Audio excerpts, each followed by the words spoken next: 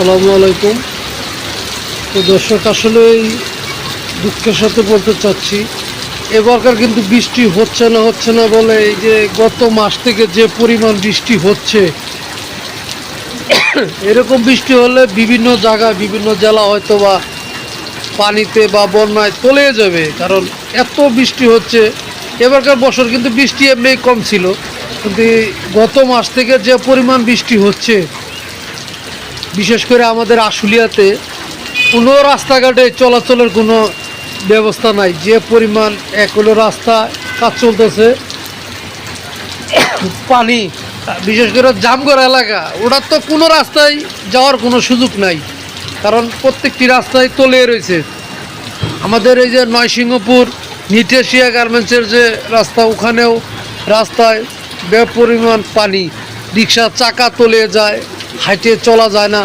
এরকম বৃষ্টি যদি আর 2-4-5 দিন চলে, জানি না বাংলাদেশে কোন জায়গায় জানি তলিয়ে যায়। এরকম বৃষ্টি কিন্তু প্রচুর হচ্ছে।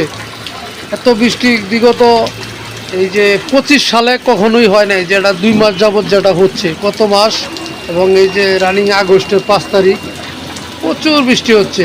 আপনারা দেখতেই পাচ্ছেন, রাতে বৃষ্টি হচ্ছে, দিনে বৃষ্টি হচ্ছে। এত বৃষ্টি হলে রাস্তাঘাটের যে বেহাল দশা, এমনি আমাদের আসলে রাস্তায় এলিভেশন এক্সপ্রেসের কাজ চলতেছে, এমনি অনেক বিভ্রান্তি মানুষজন। আবার বৃষ্টি, আল্লাহ যাই হোক, বৃষ্টিটা জানি সীমিতর ভিতরে রাখে, কোনো দেশ যাতে তলিয়ে না যায় বৃষ্টির পানিতে, বন্যায়। তো যাই হোক, এটা আল্লাহ তাআলার নিয়ামত। আল্লাহ তাআলা যেটা ভালো মনে করে সেটাই করে। তো ঠিক আছে, সকলে ভালো থাকবেন, সুস্থ থাকবেন। তবে যে পরিমাণ বৃষ্টি হচ্ছে, আজকে কিন্তু অনেক শিল্প প্রতিষ্ঠান বন্ধ। যারা বাসায় আছেন, খালি খাওয়া দাওয়া করেন সুন্দর করে।